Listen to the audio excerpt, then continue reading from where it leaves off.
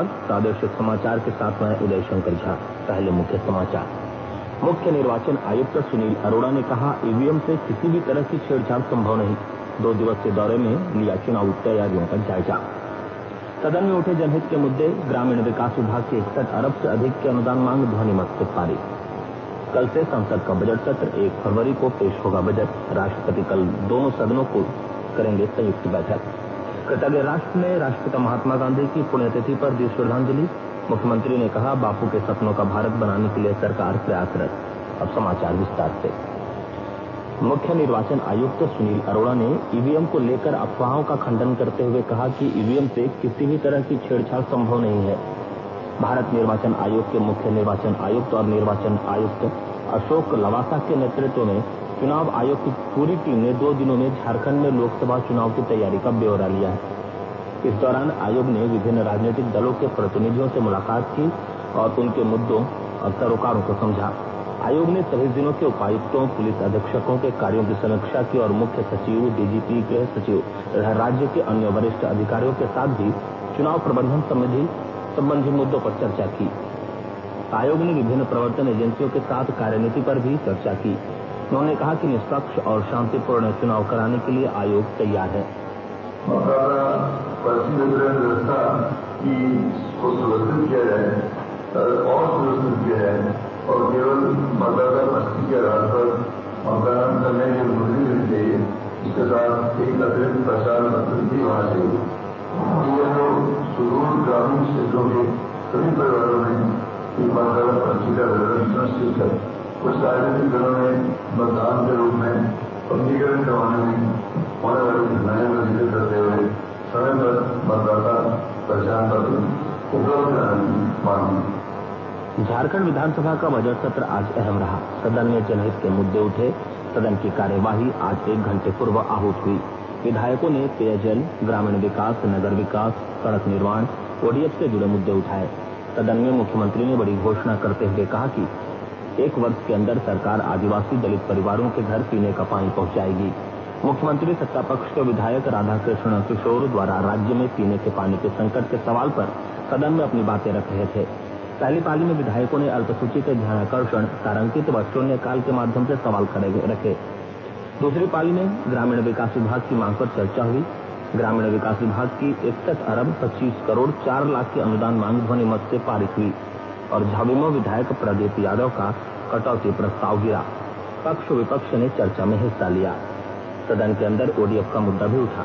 विपक्षी सदस्यों ने ओडीएफ में खानापूर्ति की कार्रवाई का आरोप लगाया। सरकार दावा करती है कि ओडीएफ घोषित कर दी है, सरकार पुरस्कार भी प्राप्त कर लिया है भारत सरकार से। हमने केवल इतना कहा कि वो कागज के पन्नों पर है। ओडीएफ के मसले पर जो बातें आई, सदन ने भी स्वीकार किया। जब हमारे माननीय सदस्य ने बात उठाई, कांग्रेस सरकार के संज्ञान में है गरीबों को जो राशि दी जा रही 12,000, उसमें भी कमीशन ले लिए जाते। बुधवार को सदन में धनबाद में बीपीसीएल में कोयला लोडिंग में मजदूरों के नाम पर हो रहे पैसे के खेल का मामला गरमाया। माकस विधायक अरुण चटर्जी ने कहा कि सरकार मामले की गंभीरता समझे। इस मामले में लंबी चर्चा के बाद स्पीकर दिनेश उरांव ने पूरा मामला विधानसभा की ध्यानाकर्षण समिति को भेज दिया।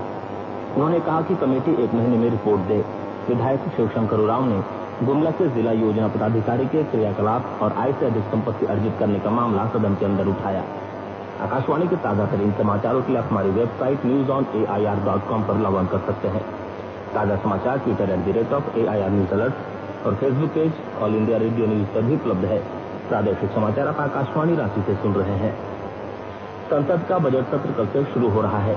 सत्र की शुरुआत राष्ट्रपति रामनाथ कोविंद संसद के केंद्रीय कक्ष में कल सुबह 11 बजे दोनों सदनों की संयुक्त बैठक को संबोधित कर करेंगे। बजट 1 फरवरी को प्रस्तुत किया जाएगा और सत्र 13 फरवरी तक चलेगा। सरकार ने भी कल संसद के दोनों सदनों में विभिन्न राजनीतिक दलों के नेताओं की बैठक बुलाई है। सत्र की पूर्व संध्या पर आकाशवाणी का समाचार सेवा प्रभाग इशूज बिफोर पार्लियामेंट और संसद के समक्ष मुद्दे शीर्षक से अंग्रेजी और हिंदी में परिचर्चाएं प्रसारित करेगा। इशूज बिफोर पार्लियामेंट राजधानी चैनल पर आज रात 9:30 बजे सुना जा सकता है, जबकि संसद के समक्ष मुद्दे परिचर्चा रात 9:30 बजे इंद्रप्रस्थ और FM गोल्ड चैनल पर प्रसारित होगी। केंद्रीय नागरिक उड्डयन राज्य मंत्री जयंत सिन्हा ने केंद्र सरकार के अंतरिम बजट में आम जनता को राहत मिलने की उम्मीद जताई है। हजारीबाग में पत्रकारों से बातचीत में उन्होंने कहा कि 1 फरवरी को आने वाला बजट विकास के अनुकूल होगा और जनता को इसका लाभ मिलेगा। कृतज्ञ राष्ट्र ने आज राष्ट्रपिता महात्मा गांधी के 71वीं पुण्यतिथि पर भावभीनी श्रद्धांजलि अर्पित की। राष्ट्रपति रामनाथ कोविंद, उपराष्ट्रपति वेंकैया नायडू और प्रधानमंत्री नरेंद्र मोदी ने आज सवेरे राजघाट पर राष्ट्रपिता महात्मा गांधी को श्रद्धांजलि अर्पित की। राष्ट्रपिता की पुण्यतिथि पर झारखंड की राज्यपाल द्रौपदी मुर्मू और मुख्यमंत्री रघुवर दास ने मोरहाबादी मैदान रांची में उनकी प्रतिमा पर माल्यार्पण कर श्रद्धांजलि अर्पित की। मुख्यमंत्री ने कहा कि राष्ट्रपिता का सपनों का भारत बनाने की दिशा में सरकार लगातार प्रयासरत है।